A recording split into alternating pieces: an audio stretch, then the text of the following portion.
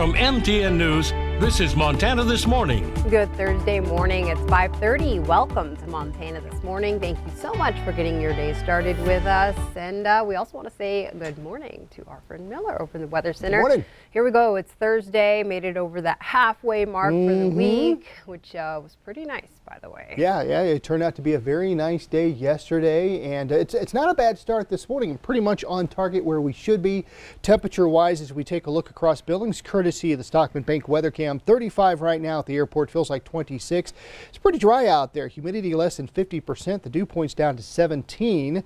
Winds out of the southwest at about 13 miles an hour. Mainly clear skies all around. We've got 30 in Broadview, Big Timber at 36, Crow Agency 25, Forsyth 27, down in Graybull at 24. Highs today 50s and 60s, although we still could see some 40s in White Sulphur Springs as that cold front will come in rather quickly for your area, it looks like, and also near 50 down in Gardner. You'll notice that the clouds will start to billow up as we go along this afternoon because of this bad boy right there. We do have that cold front coming in from the north. That'll give us rain first and then some snow. We'll tell you about some totals coming up here in just a bit, but we're going to warm up to 60 before that cold front moves through. We start off in the 30s. By lunchtime, we'll be in the mid 50s and then try to get near 60 later today as the clouds start to roll in. We'll have a complete look at that forecast coming up for you. We'll enjoy the sunshine before those clouds roll in. While it lasts, yeah. Sitting outside yesterday and just the warmth from the sun just It was nice. So it really nice. was Yeah. nice. Yeah. All right, Miller, I'll get to news. Thanks. Okay. We begin in Helena, where a bill lawmakers hope would encourage Northwestern Energy to acquire a larger share of Colstrip power plants has been killed in the House. It passed the Senate but was voted down by the House Energy Committee yesterday. The bill was controversial and would have allowed Northwestern to charge customers more for power to make up for the plant purchase. Supporters believe it's one of the only ways to keep Colstrip alive, but opponents said it's unfair to consumers when cheaper energy is available. Members of the committee said they couldn't support a bill to help one specific company. Lawmakers have narrowed down 3 marijuana bills to 1, advancing a plan for implementing recreational use in the state. The House committee chose HB 701, but not without adding some big changes. Their amendments allow counties the ability to block marijuana businesses. In counties where a majority voted against legalization, recreational businesses wouldn't be allowed to operate unless county voters held an election and voted to opt in.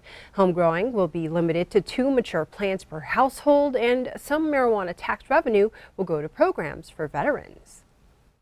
For Montanans, we've done an incredible job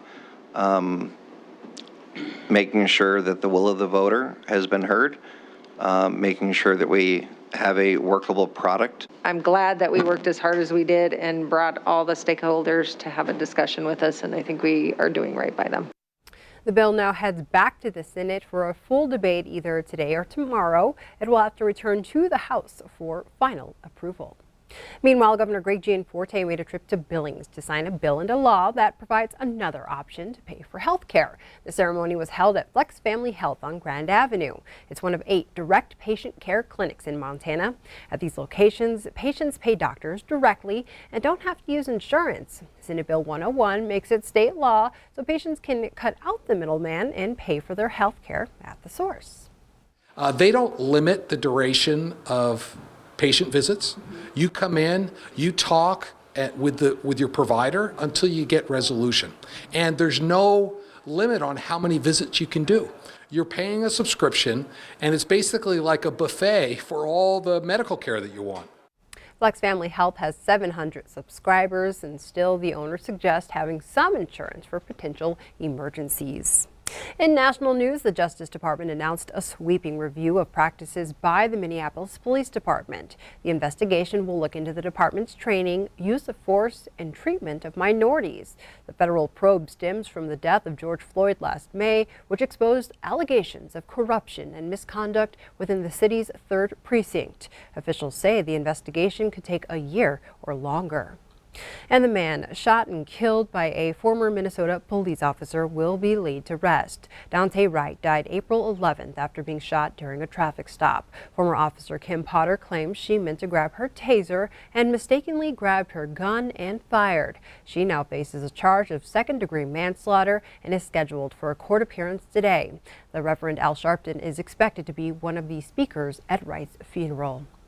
A new poll finds a majority of Americans agree with the verdict in the Derek Chauvin trial. USA Today conducted the survey, and 71% of people said they agreed Chauvin was guilty. However, there were different views on his motive. Nearly half believed he was guilty of murder. About a third believe it was negligence on his part, but just 11% believe his actions were an accident. Today, prosecutors will announce 43 additional charges against the suspect in a mass shooting inside a Boulder, Colorado grocery store. The suspect already faced 10 counts of first-degree murder for each victim in the March 22nd shooting. Prosecutors say new charges include 20 counts of attempted murder of other customers in the store and 10 counts of possessing a large-capacity magazine. Coronavirus infection rates remain stubbornly high, even as a third of adult Americans are now fully vaccinated. Hoping to persuade more people to get their shots, President Joe Biden urged companies to give workers paid time off for getting vaccinated. He's also proposing a company tax credit as an incentive for businesses to do it. Despite the pandemic, millions of Americans are returning to the skies. According to the TSA, close to 1.6 million people passed through airport security last Sunday alone. On the same day last year, the number was closer to 100,000. What's fueling the travel boom is the latest advisory from the CDC. Updated guidelines say fully vaccinated people can travel safely within the United States, but should continue wearing their mask. Even as people return, experts predict this year's global air traffic will amount to just 43% of pre-pandemic levels. Today, Republican senators will announce an infrastructure proposal they say is more affordable than the one offered by President Joe Biden. The GOP plan will come in at $600 billion. President Biden's plan will cost about $2 trillion and includes raising the corporate tax rate to help pay for it. Republicans said they hope this is the start of quality negotiations between both parties. Today is day one of a climate summit organized by President Biden. He invited 40 world leaders to participate in the virtual event that runs today and tomorrow. China's president will make a statement on his country's climate efforts. China is currently the world's biggest emitter of greenhouse gas. More than 1,000 lakes, rivers, and other U.S. water bodies that were nearly dried up have been restored thanks to a massive conservation effort.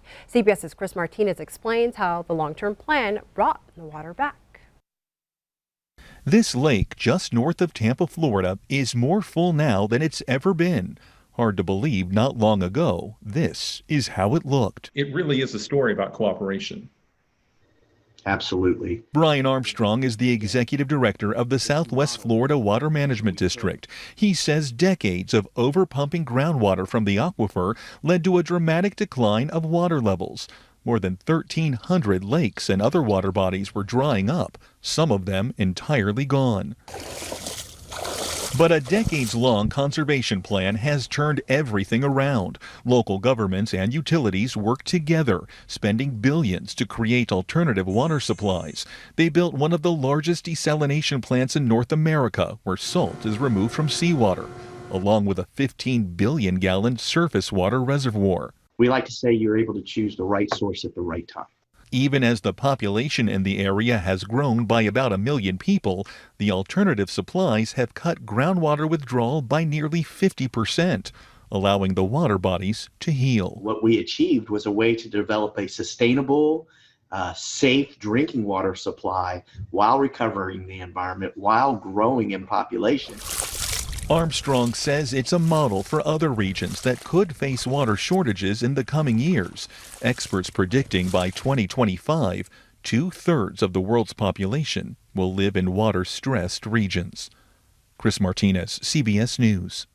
And now closer to home, there's a new officer reporting for duty in Laurel. Colt is the Laurel Police Department's first K9 since 1997. It cost the department about $50,000 to revive the program, and it was funded nearly entirely by donations. Officer Jackson Booth will work with Colt and spent weeks learning how to be his handler.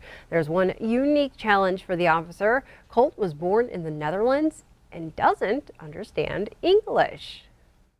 For him to sit is going to be Sita. For him to find, when we're training everything, for him to find Gifty is what is his command, to look for narcotics or look for his Gifty. The list goes on and on. Laurel's police chief says adding a K9 will help them establish probable cause to obtain search warrants in drug cases.